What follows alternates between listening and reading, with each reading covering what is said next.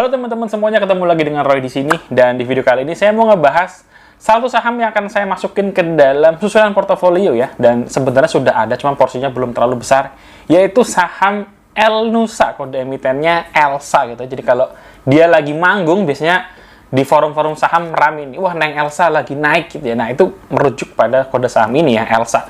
Dan ELSA ini adalah sahamnya yang 51%-nya itu dimiliki oleh Pertamina Hulu Energi gitu ya.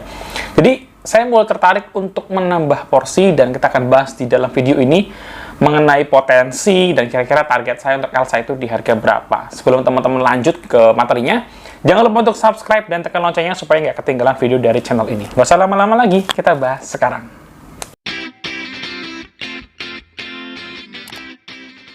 Langsung aja teman-teman kita pindah ke layar monitor, kita akan bahas ya saham ELSA ya, alias Elnusa. Jadi sebelum lanjut, disclaimer on dulu, tidak ada ajakan untuk jual beli ya, dan tidak ada niat saya untuk menjatuhkan stakeholder tertentu. Di sini adalah pandangan saya pribadi untuk keperluan investasi ya teman-teman, dan jangan lupa teman-teman semuanya untuk selalu melakukan analisa kalian sendiri. Kita seperti biasa mulai dari sekilas perusahaannya. Jadi ELSA ini apa sih gitu ya, karena kalau misalkan lagi ngomongin minyak, yang ngetop ada Medco, ada Akra gitu ya, tapi ELSA ini juga perusahaan yang sedikit, nggak sedikit juga ya, tapi dia adalah bagian dari ekosistem minyak gitu ya, karena dia adalah perusahaan yang bermain di sektor hulu gitu ya, bermain di sektor hulu. Nah ELSA ini adalah perusahaan bagian dari Pertamina teman-teman ya. Jadi saham 51% ELSA itu dimiliki oleh Pertamina Hulu ya. Nah, ELSA ini sudah berdiri dari 52 tahun yang lalu, jadi ELSA ini sudah cukup senior gitu ya sebagai sebuah perusahaan, khususnya di bidang hulu.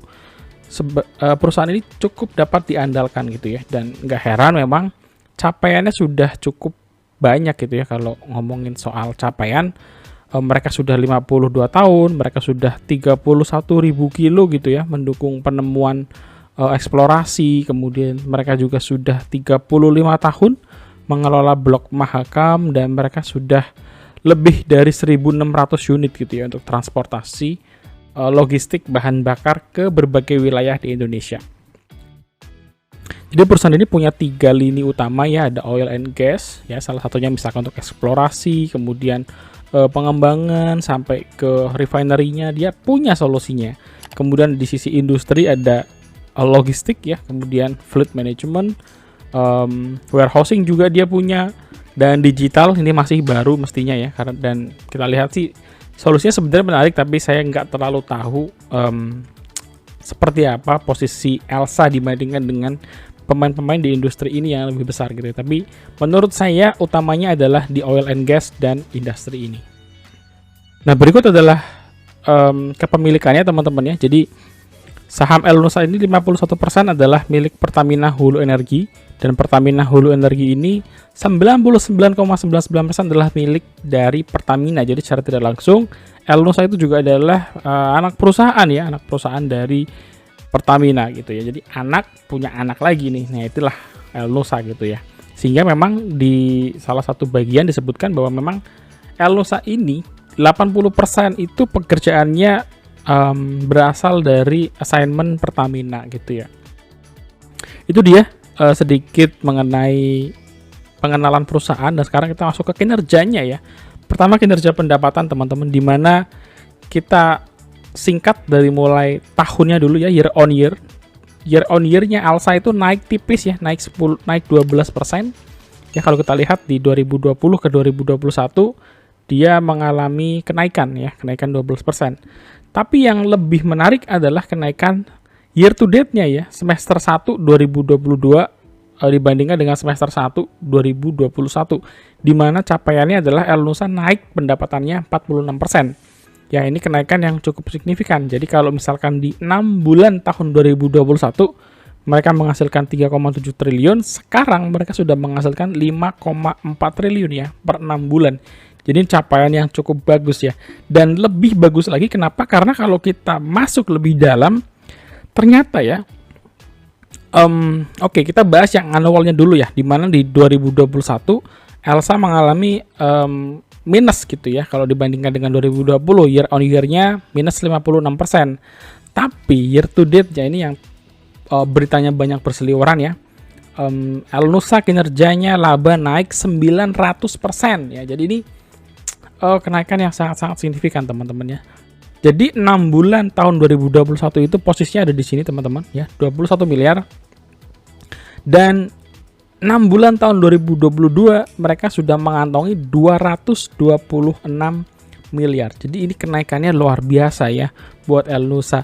Meskipun kenaikan pendapatannya tidak besar ya, 46%, tetapi di sisi bottom line ya, karena ada efisiensi, kemudian mereka berhasil menekan biaya dari banyak pos, akhirnya mereka mampu menaikkan labanya dan kenaikannya bisa mencapai 976% gitu ya, dengan nominal di 226 miliar.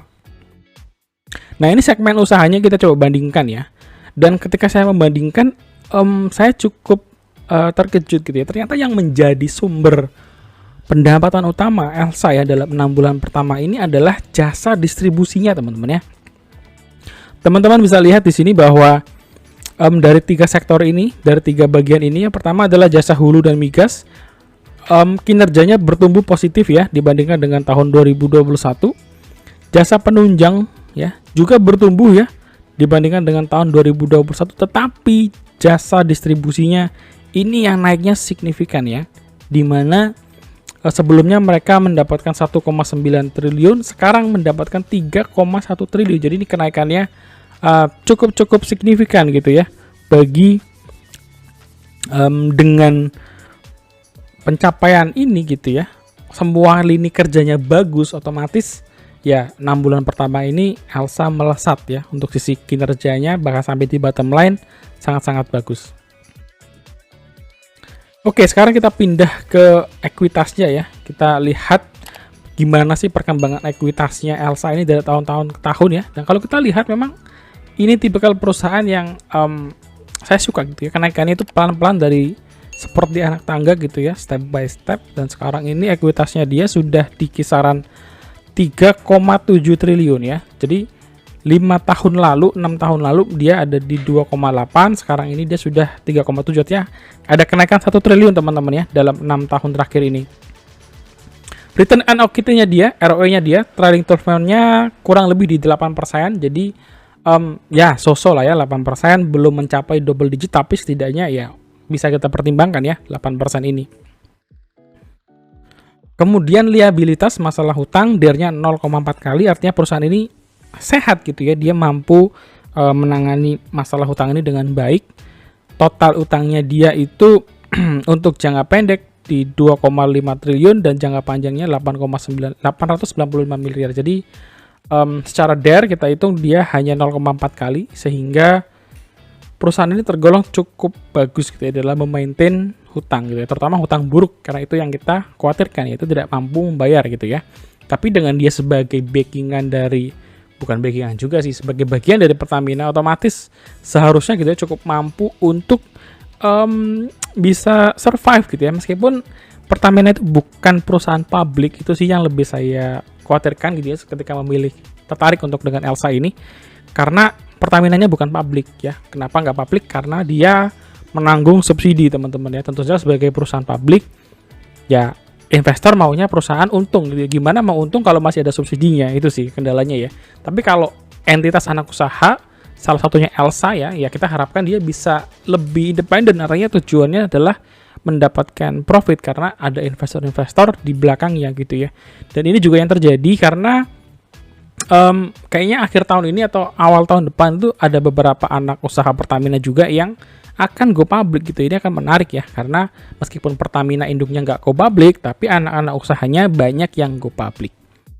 Total aset ini juga cukup menarik gitu ya, sebagai sebuah emiten dengan market cap yang mini gitu di sektor minyak. Kasnya menurut saya oke ya, dari total aset 8,3 triliun, asetnya kasnya 1,2 triliun. Jadi menurut saya oke. Minimal adalah ya sekitar 15% atau 20% dari total aset itu idealnya adalah kas ya. Kemudian kalau kita lihat lagi di level aset lancarnya dia juga ada 50%, ini juga bagus. Ya, piutang usahanya selalu besar-besar Elsa.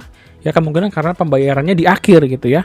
Pembayarannya di akhir dan pembayarannya ini kan Pertamina ya yang ngasih kerjaan, otomatis menurut saya masalah piutang usaha ini meskipun besar tapi oke ya. Karena ya entitas dari induknya sendiri yang memberikan kerja, jadi otomatis menurut saya pasti akan terbayar gitu ya. Return on asetnya trailing 12 month 4%, ini memang cukup kecil tapi menurut saya juga masih oke gitu ya. Karena tadi kita bisa buktikan ekuitasnya tuh dari tahun ke tahun juga makin tumbuh, dan asetnya dia di 2017 masih 4,8 triliun, sekarang sudah 8 triliun. Jadi ini berkembang perusahaannya ya. Oke teman-teman, kita lanjut ya.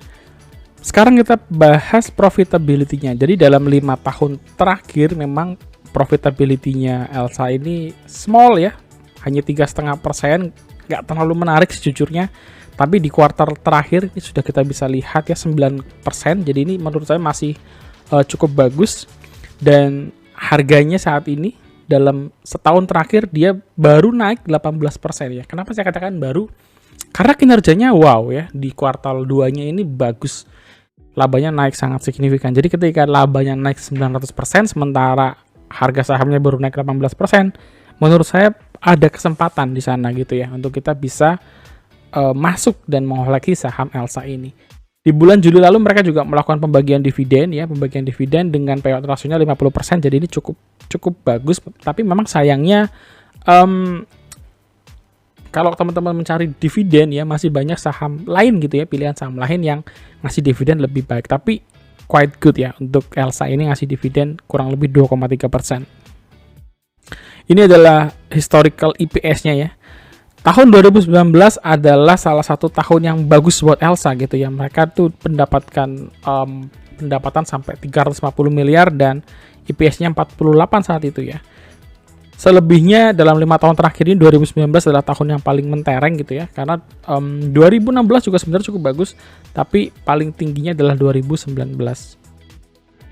Nah, bagaimana harga sekarang gitu ya? Kalau kita melihat PI-nya, rasio, memang Elsa sekarang kategorinya di fair value ya, di kisaran garis hijau ini, garis fair value-nya dia selama 5 tahun gitu. Tetapi kalau kita lihat gitu ya, di tahun 2018 Elsa mencapai titik ini, 2019 Elsa ketika itu sampai di area sini ya, 400-an, dan di awal-awal 2020 kalau nggak salah ya, ketika minyaknya rally ini juga sampai di harga ini. Ya, di harga 500-an. Jadi Elsa itu memang bukan langsung bergerak untuk apa ya, penjualannya, ibaratnya dia bukan Pertamina-nya teman-teman ya, yang punya tambangnya. Kalau di-compare dengan Medco tentu beda. Dia itu agak mirip-mirip dengan AKR gitu ya, dengan Akra. Kenapa? Karena Akra kan terlibatnya di sisi kimianya ya. Di sisi kimia itu sebenarnya juga hulu juga gitu ya, di sisi eksplorasinya. Cuman Akra ada kerjasama dengan British Petroleum untuk memasarkan. Jadi kalau teman-teman main ke pom bensinnya BP, British Petroleum, kalian kan lihat logonya AKR gitu di sana ya. Dan sebetulnya juga Elnusa mirip-mirip itu. Cuman sayang, memang dari sisi market cap, Elsa dengan AKR itu jauh berbeda gitu ya. Nah ini kita bandingkan ya. Kita bandingkannya adalah dari sisi PER dan PBV-nya aja teman-teman. Kenapa? Karena memang sebenarnya Elsa ini adalah small cap-nya untuk saham yang dekat dengan sentimen minyak gitu ya. Akra dan Medco menurut saya giant lah ya. Kalau teman-teman milih saham di suatu sektor, biasanya saya kan pilih giant-nya dulu ya, market leader-nya dulu siapa, nanti saya alokasikan lagi juga untuk small cap-nya gitu ya. Saya biasanya strateginya seperti itu. Kenapa? Karena kadang-kadang yang small cap tuh gerakannya lebih lincah gitu ya, ketimbang yang market leader. Tapi yang market leader ini biasanya menjanjikan stabilitas gitu aja, naiknya pelan-pelan, tapi pasti gitu ya, karena kinerjanya naik, sahamnya juga naik pelan-pelan. Tapi berkaca dari pengalaman saya sih biasanya gitu. Saya punya saham yang market leadernya, saya juga pegang nih satu saham yang small cap gitu ya, yang gerakannya ternyata lebih lincah, dan akhirnya ya saya suka aja dengan cara ini. Jadi untuk saham sentimen minyak ya, untuk market leadernya saya pegang Akra ya, yang dekat sentimennya ya. Kemudian small capnya saya lagi coba ekspor untuk Elsa ini. Dan kalau kita lihat ya, pairnya si Elsa masih 54 kali, dibandingkan dengan sektornya dia yang 6,9, artinya masih tertinggal. PBV-nya lebih ya, lebih jauh tertinggal ya. Karena Elsa hanya dihargai 0,6 kali, sementara secara sektoral 2,3 kali. Secara relatif PBV, kita bisa memproyeksi lah bahwa Elsa ini PBV-nya masih rendah gitu ya, dibandingkan dengan sektornya. Sehingga kita bisa gunakan ini sebagai benchmark bahwa Elsa bisa nih untuk mencapai minimal 1 kali PBV kayak kalau di target saya ya. Di sisi profitability dia ini ya 9%, net profitnya 5%. Jadi dibandingkan dengan yang lain tertinggal jauh ya, terutama kalau dibandingkan dengan Medco gitu ya. Terus prospeknya seperti apa? Jadi kalau kita lihat prospek, pertama saya ambil dari annual report ya. Jadi di annual reportnya Elsa itu punya sebuah master plan gitu ya untuk menggarap produksi minyak sampai 1 juta barel minyak per hari ya. Ini targetnya sampai tahun 2030 teman-teman. Jadi artinya pengerjaan target ini tuh masih butuh waktu 7 tahun lagi selesainya, 7 sampai 8 tahun bahkan ya. Jadi sampai 8 tahun ke depan Elsa itu sebenarnya sudah cukup sibuk gitu ya, sudah cukup sibuk. Tapi tentu saja mereka harus mendapatkan proyek-proyek tambahan baru gitu ya, terkait proyek untuk misalnya eksplorasi, development, mereka juga banyak services yang lain, dan tentunya dari distribusi ya, karena kita tahu tadi bahwa mereka itu salah satu pendapatan terbesarnya adalah dari distribusi dan logistik gitu ya. Dan Elsa itu target manajemen adalah 8 triliun ya, 8 triliun di tahun 2022, dan sampai 6 bulan mereka itu sudah dapat 5,4 triliun. Artinya target manajemen itu sebentar lagi tercapai teman-teman ya. Kalau misalkan kita kalikan 2 aja, kita annualkan gitu ya, mereka punya potensi dapat sekitar hampir 11 triliun. Artinya ini overachieve ya, overachieve. Dan kalau kita seperti ini, misalkan kita pakai metode annual, akan diestimasikan 453 miliar. Kalau trailing 12 month 314. Tapi saya rasa kuartal 3, kuartal 4 Elsa punya peluang untuk achieve lagi gitu ya dari targetnya, karena di kuartal 2 mereka mampu mengejutkan gitu ya, dan saya rasa kuartal 3 juga mereka masih punya tren yang bagus untuk melanjutkan kinerjanya ini. Oke teman-teman, kita udah sampai di bagian kesimpulan. Sebelum lanjut teman-teman, subscribe, tekan loncengnya, dan share video ini. Tinggalin like juga biar kita lebih semangat dalam bantuin teman-teman di dunia investasi saham. Oke, kesimpulan gimana Bang? Nah, pertama ya, kinerja Elsa di year to date ini itu bagus banget.